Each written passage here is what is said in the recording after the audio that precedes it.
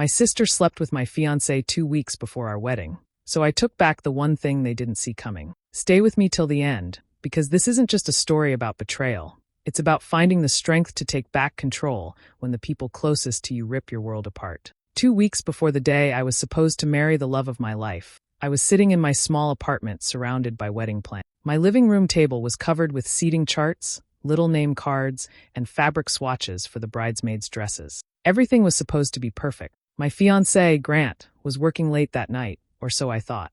My younger sister, Tara, had been acting a little strange lately, but I chalked it up to wedding stress. She was outgoing, charming, the kind of person who could light up a room, but she always liked being the center of attention. It was close to midnight when my phone buzzed. It was Erin, one of my bridesmaids, her voice shaky. She told me she'd gone to drop something off for Grant and had walked straight into something she wished she hadn't seen. Grant and Tara together in his apartment. Not just talking, not just a hug. Together in a way that left no room for doubt. My chest went tight, my ears ringing. I didn't even think. I just grabbed my keys and drove over. The whole way there, I told myself there had to be an explanation.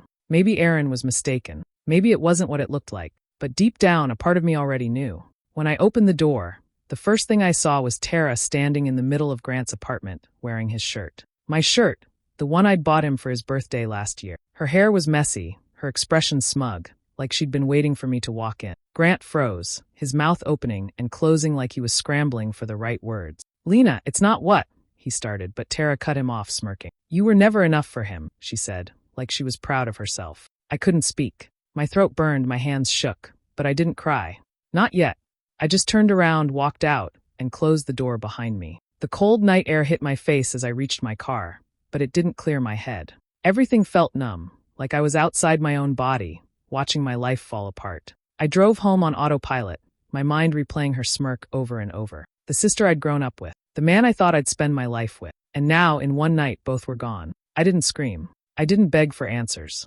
I just sat in the dark of my apartment, shaking, knowing something inside me had broken, and that I would never be the same again. The morning after I caught them, I didn't get out of bed right away. My phone was buzzing nonstop, missed calls, unread messages, notifications from our wedding group chat. I stared at the screen until the words blurred, then finally switched it off. The first thing I did when I finally got up was call the bridal shop to cancel my dress pickup. The woman on the other end sounded surprised, but I just said, "The wedding's off," and hung up before my voice could crack. Next came the venue, the caterer, the florist, all canceled in a matter of hours. Every time I said those words out loud, it felt like another knife twisting in my chest. I didn't tell anyone why. Not yet. I didn't know them that. I blocked Grant's number. Then Tara's. I didn't even give them the satisfaction of an argument. They didn't deserve my words, my tears, or my time. I took the engagement ring off my finger and placed it on the table. For a moment, I thought about mailing it back to him, but then I remembered how he'd taken money from my savings to buy it. $15,000, gone from my account without so much as a conversation. No, the ring was staying with me. It was mine now. By that evening, my parents had heard. My mother called first, her voice sharp with confusion. "Lena, your sister says this was a misunderstanding. Families go through things. You need to talk to her." I could practically hear her smoothing her tone, playing peacemaker like she always did. My father was quieter when I finally spoke to him, but I could tell he didn't know what to say. They were both in disbelief, but my mother, she wanted me to forgive Tara. As if sleeping with my fiancé 2 weeks before my wedding was just a silly mistake. I didn't yell. I just told them I wasn't speaking to either of them right now and hung up. My hands were shaking again, but this time it wasn't just hurt, it was something colder. I didn't know what the plan would be yet, but I knew I wanted them to regret it. All of it.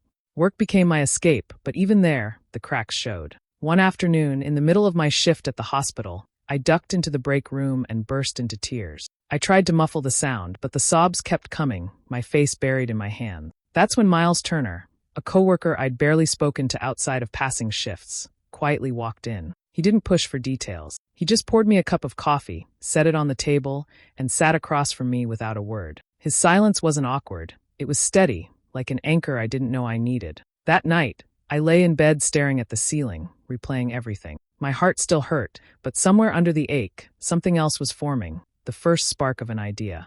Not forgiveness. Not forgetting. Something much sharper. Something they wouldn't see coming. It didn't take long for the whispers to start. I should have known Tara wouldn't just sit in silence after I blocked her. She started telling her version of the story to anyone who would listen, And of course, in her version, she was the victim. According to her, I had been emotionally distant with Grant for months. I was neglectful, she said, and Grant had simply found comfort with her in a weak moment. She even had the nerve to add, I didn't mean for it to happen, but love is complicated. Love? No, this wasn't love. This was betrayal wearing a cheap excuse. The hardest part wasn't hearing her lies. It was hearing them repeated by people I had grown up with. Cousins I'd spent every summer with, an aunt who used to bake me birthday cakes. Suddenly, they were sharing little comments online about how family should stick together and how blood is thicker than water. Translation: I should forgive her because we shared the same parents. My father didn't buy her story for a second. I could hear the anger in his voice when we spoke on the phone. What she did is disgusting, he told me. But even then, he added, I don't want this tearing the family apart. He thought avoiding a confrontation might somehow keep the peace, as if silence could patch up a wound this deep. But I wasn't interested in keeping the family together anymore. Not after they took a sledgehammer to mine. So I started keeping track of everything. Every text, every call, every accidental sighting of them together. I still had the late-night messages from Grant when he told me he was working late. Now I knew he was lying. I saved screenshots of Tara's posts that lined up perfectly with the times she'd told me she was too busy to hang out. I even started looking through old bank statements, pulling out proof of the money Grant had taken from my savings for the engagement ring. I found receipts for expensive dinners that he claimed were work meetings. I remembered every smirk, every half-truth, every moment I had ignored my gut instinct because I trusted them. All of it went into a folder on my laptop. I titled it simply, For Later. At first, it felt strange, almost petty, to collect this kind of evidence. But the more I thought about it, the more I realized I wasn't just being petty, I was being prepared. Tara and Grant had already rewritten the story once. I wasn't about to let them do it again. If they wanted to paint me as the villain, but when the time came, I would have every ugly truth ready to remind them of who they really were. And that time, I didn't know exactly when it would come, but I could feel it getting closer, like a storm building just past the horizon. The call came early on a Tuesday morning. My grandmother had passed away in her sleep. No long illness, no warning, just gone. She'd been the one person in the family who always made me feel safe, the one who never took sides in arguments, who treated me and Tara exactly the same. Losing her felt like someone had pulled the last steady piece out from. The funeral was quiet, filled with the smell of lilies and the murmur of distant relatives. I barely spoke to Tara. We kept opposite sides of the room, though I caught her looking at me more than once. I told myself I wouldn't let her ruin this day too, but part of me knew she'd find a way. A week later, we gathered in a small office for the will reading. The room smelled faintly of old paper and coffee, the lawyer's voice calm and methodical as he read through Grandma's wishes. There were small bequests, jewelry, photographs, a little money to various relatives. Then came the part one had been waiting for, the lake house. That house had been my favorite place in the world since I was a child. Summers spent swimming in the lake, winters curled up by the fireplace. It was where I'd learned to fish, where Grandma had taught me to bake pies from scratch. I thought, if anything, she would have left it to both of us, or at least made it a place we could share. But then the lawyer read the words that made my stomach drop. The lake house will go to Tara Marshall, as she is the one who will be starting a family first. The room went silent, except for the sound of Tara's sharp little inhale, the kind of sound a person makes when they're trying not to laugh out loud. I kept my face neutral, but inside, it felt like someone had taken a match to my last piece of peace. Not only had she taken my fiancé, but now she had the one place that still felt like home. And the reason? Because she'd be starting a family first. As if destroying mine somehow made her more deserving. After the reading, we went to a small reception. People offered condolences, awkward smiles, polite conversations about the weather. I tried to stay in the corner, but Tara found me anyway. She leaned in close so only I could hear her and whispered, "Guess I win again." I didn't reply. I just walked away, because if I'd opened my mouth, I might have said something I couldn't take back. That night, sitting alone in my apartment, I stared at the ceiling for a long time. My grief over Grandma was still raw, but underneath it, something else began to take shape. I realized I didn't want just emotional closure anymore. I wanted something tangible. I wanted to hit Tara and Grant where it hurt most. And I had just decided the lake house would be the perfect place to start. 2 weeks after the will reading, word got around that Tara and Grant were planning a huge engagement party. Not just anywhere, at the lake house. My lake house. The one I'd spent my childhood in. The thought of them drinking champagne on the porch, where Grandma used to read me bedtime stories, made my stomach twist. The party was set for 3 months away, and Tara was already bragging about it on social media. Photos of swatches for lake-inspired tablecloths, captions about new beginnings, and posts gushing about how blessed she was. I didn't comment, didn't even hit the like button. Instead, I took a different kind of action. One quiet afternoon, I called the county records office. I told them I needed to verify the property transfer for the lake house. The woman on the phone pulled up the file, and after a moment, she said something that made my pulse quicken. Well, it shows here the transfer hasn't been finalized. Some of the paperwork is incomplete. I asked her to clarify, trying to keep my voice calm. She explained that while the will named Tara as the inheritor, there were conditions in the deed that needed to be met before the property could be officially transferred, including filing the documents within a certain time frame and keeping all taxes up to date during that process. I could practically hear my grandmother's voice in my head. She'd been careful with her assets, always planning for every possibility. And in her will, she had left a clause. If the inheritor failed to meet the requirements in time, the property could legally be claimed by another family member. My heart started to race. Tara was so busy flaunting her engagement and pretending she'd won that she probably hadn't even noticed the paperwork wasn't done. And knowing her, deadlines weren't her strong suit. I didn't tell anyone what I'd learned, not even Miles, who had quietly become my go-to source of comfort at work. This wasn't the kind of plan you talked about. This was the kind of plan you executed in silence. Over the next week, I started gathering information. I looked into the exact deadlines for the transfer, the penalties for missed tax payments, and the process for filing a claim if the original inheritor failed to fulfill the conditions. Every detail went into the same for later folder, where I'd been keeping my evidence against Tara and Grant. By the end of that week, I knew two things. Tara had just under 3 months to complete the process, and she had no idea she was already behind. I didn't need to rush. I didn't need to warn her. All I had to do was wait, and make sure her attention stayed far away from anything resembling responsibility. As I closed my laptop that night, I felt something I hadn't felt in months: control. The kind that didn't come from yelling or arguing, but from knowing I had a card up my sleeve that could take everything she thought she'd stolen from me. And when the time came, I planned to play it perfectly. I made my first trip to the lake house since the will reading on a warm Saturday morning. I didn't go to see Tara. I went to visit the area, as I told anyone who asked. What I really wanted was to see who she was living near. If I was going to pull this off, I needed eyes and ears close to her. That's how I met Joanne Rivers. She was in her late 60s, with short silver hair and the kind of smile that told you she knew everyone's business. I struck up a conversation while she was tending to her roses, and within minutes she was telling me which neighbors were nice, which were noisy, and which ones had marriages hanging by a thread. I listened, laughed in the right places, and made sure to come across as friendly but curious. It didn't take long before Joanne's attention turned to Tara and Grant. She lowered her voice like she was letting me in on a big secret. "Those two aren't as perfect as they pretend," she said, glancing toward the lake house. "I hear them arguing at least twice a week, mostly about money." I kept my expression neutral, but inside I was already connecting the dots. Joanne went on to tell me that Tara had mentioned the engagement ring more than once, bragging about how expensive it was, but also complaining about how hard it was on their finance. I knew exactly why. That ring had been bought with my saving, and Grant was already drowning in credit card debt before Tara came along. That little piece of information gave me another angle. If Grant was struggling, his creditors were probably trying to track him down, and I just happened to know where he was living now. Over the next few weeks, I made a few anonymous calls, making sure certain debt collectors had his current address and phone number. I didn't lie. I just made it easier for them to find him. While Grant was busy dealing with financial headaches, I started working on another crack in their relationship: jealousy. Through a couple of mutual friends, I began casually mentioning that I'd heard Tara was spending time with a wealthy local contractor. Nothing too direct, nothing that could be traced back to me. Just little comments that could be repeated and exaggerated by the time they reached Grant's ears. Joanne helped without even realizing it. One afternoon, she mentioned she'd seen Tara talking to a man by his truck at the end of the driveway. "Looked friendly," she said with a wink. I filed that away, knowing it would feed perfectly into the story I was planting. By the end of the month, I didn't have to do much. The seeds had been sown. Grant was being hounded by creditors. Tara was fending off his sudden bursts of suspicion, and the perfect facade they'd built was starting to crack. I didn't need to push them over the edge. I just needed to keep nudging them toward it. And Joanne, my chatty new friend, made sure I never missed a single detail.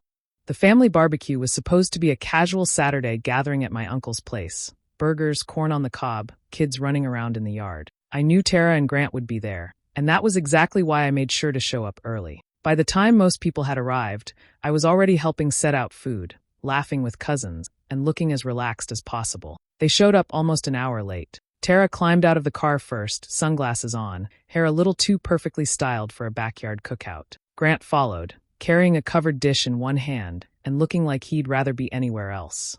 Within minutes of walking in, they were bickering in hushed but heated tones by the drink table. I caught snippets, something about trust, and where were you yesterday? It was music to my ears. I played the part of the friendly, oblivious sister. When Tara wandered over to join a group conversation, I slipped in a few carefully chosen comments. "Oh, Tara's always running late," I said with a light laugh when someone asked why they'd arrived so late. "She's got so much going on, she barely has time for family these days." I made sure it sounded like teasing, but I saw the way a few relatives glanced at her afterward. Little seeds.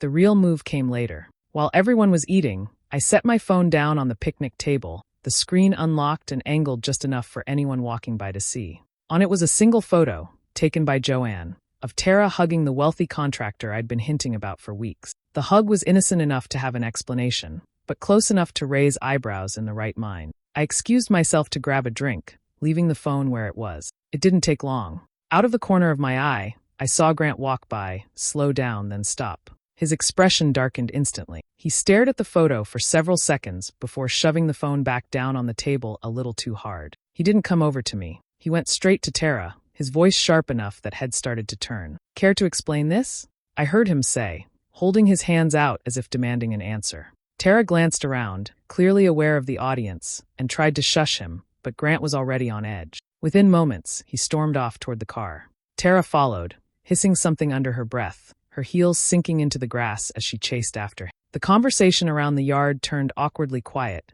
people pretending not to watch the scene unfold. I stayed where I was, sipping my lemonade and smiling faintly. The fight wasn't mine to finish. I was just setting the stage. And from where I stood, the cracks in their perfect little world were getting wider by the day. I had been watching the calendar like a hawk. The property tax deadline for the lake house was coming up fast, and according to the county office, Tara still hadn't filed the necessary paperwork to complete the transfer. Between her constant social media posts and the chaos I knew was brewing with Grant, it was obvious she wasn't paying attention. The night before the deadline, I checked one last time. Nothing had been filed. I barely slept, my mind running through the steps I'd been preparing for weeks. By morning, I was sitting in my lawyer's office with a folder of documents, including the clause from my grandmother's will that allowed another family member to claim the property if the inheritor failed to meet all conditions. My lawyer reviewed everything twice before sliding the papers across for me to sign. It felt surreal. With a few signatures and a modest filing fee, I had just taken the lake house out from under her. The paperwork went through quickly, and by the next morning, my name was on the deed. I didn't have to wait long for the fallout. At 8:17 a.m., my phone lit up with Tara's name. I let it ring twice before answering. The moment I said hello, her voice came through like a siren. "What did you do?" she screamed, words tumbling over each other. "The county says the house isn't mine anymore. This is illegal. You can't just take it." I leaned back in my chair, letting her rant. When she finally paused to catch her breath, I spoke calmly. "Actually, I can. Grandma's will was pretty clear. You missed the deadline. Guess I win again." There was a long, sharp inhale on the other end of the line before she exploded again, swearing and calling me every name she could think of. She threatened to sue, to take me down, to make sure everyone in the family knew I was a thief. I almost laughed. The irony was too rich. Finally, I said, "Go ahead. But lawsuits cost money, Tara. And from what I hear, you and Grant don't have much of that right now." Her silence after that was almost better than her yelling. I could imagine her standing there, phone in hand, realizing she had no leverage. No house. No plan.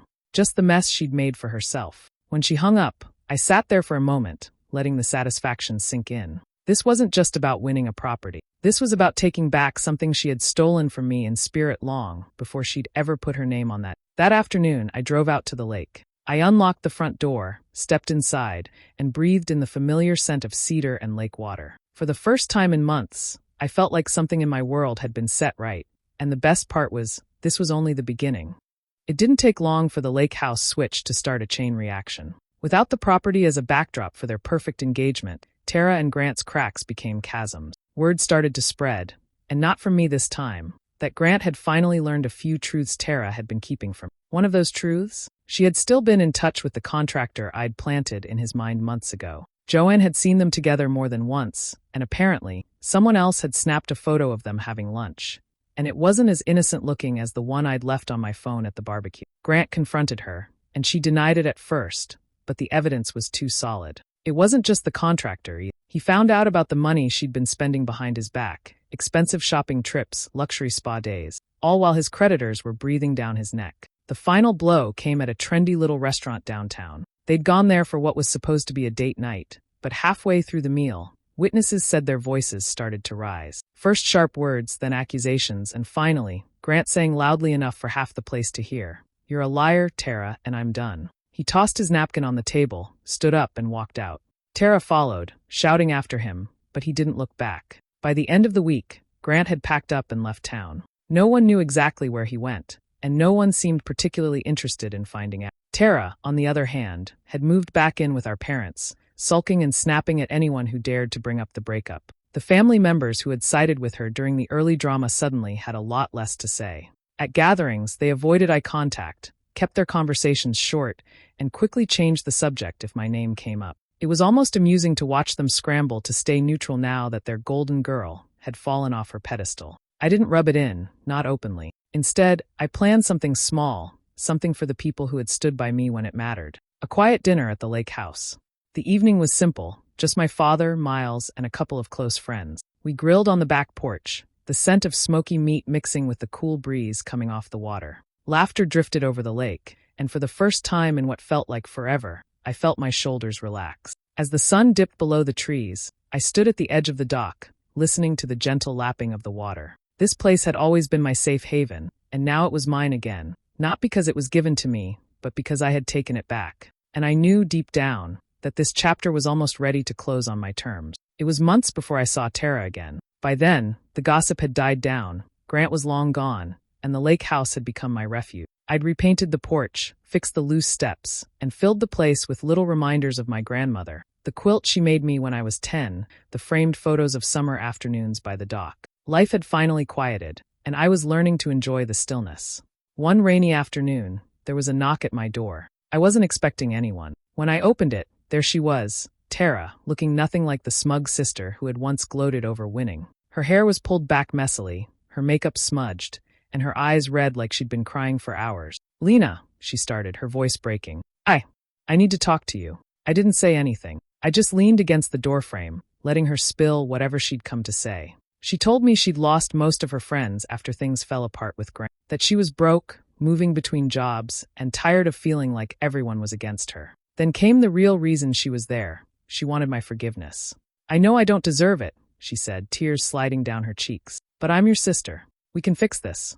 Please." For a moment, I just stood there, the sound of the rain filling the silence between us. I thought of the night I found her in Grant's shirt, the smirk on her face, the way she'd said I was never enough. I thought of her whispering, "Guess I win again," at Grandma's reception. I thought of the months she'd lied, twisted the story, and watched while others turned against me. Finally, I spoke, my voice calm but firm. "I hope you get everything you deserve." Her eyes widened slightly, like she wasn't sure if I meant it as kindness or a curse. But before she could ask, I closed the door. I stood there for a few seconds, listening to her footsteps fade down the porch steps, and felt no urge to run after her. There was no anger left, no satisfaction in watching her walk away, just a quiet certainty that I had nothing more to give her. I walked through the house, my fingers brushing the worn banister, the familiar creak in the floorboard under my feet. I thought of my grandmother's words, ones she'd said to me more than once.